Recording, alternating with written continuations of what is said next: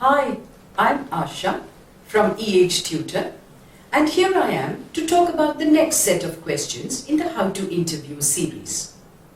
Now, having spoken about yourself and having answered experiential questions, it is now time to take on some of the most challenging questions in an interview.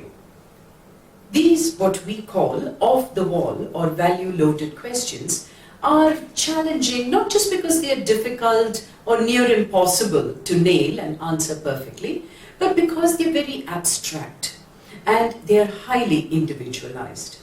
So there's really no way to train for them in terms of content, in terms of what exactly can be said as a response to some of these questions. However, you could think some of these question patterns through, and we can give you some strategies on how best to structure them and how best to come up with the best expression or way of answering the question. That's the best one can do, really.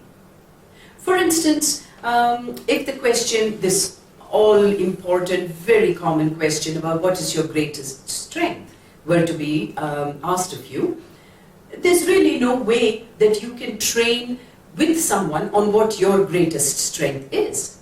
The answer has to be honest, it has to be spontaneous, it has to be natural. You have to talk about your greatest strength. But we could train together on how best to answer that.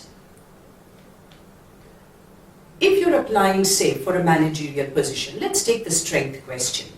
And if you're applying for this managerial position, some kind of a team leadership position, you probably start off your answer with, I don't really believe in meeting deadlines, I beat them.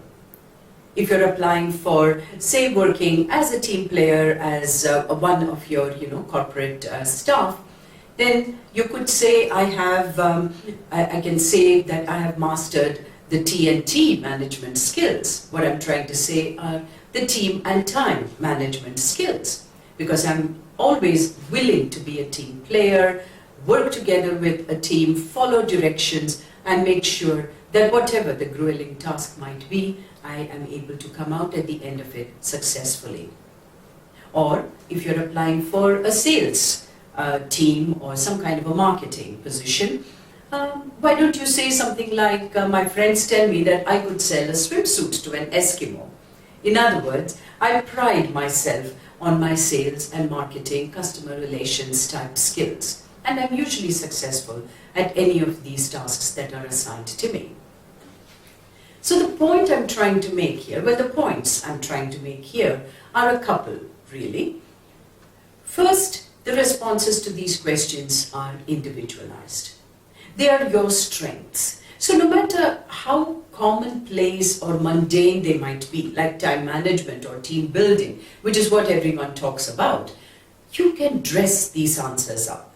You can present them with such a spark in your language and your expression that the interview panel is attracted, is impressed by even some of these oft-repeated skills simply because how you are articulating that answer. So grab their attention with catchy sentences, catchy expressions, body language, and the way you are delivering the answer to this question. Secondly, you also have to remember that those first lines for all these value-loaded questions are very important.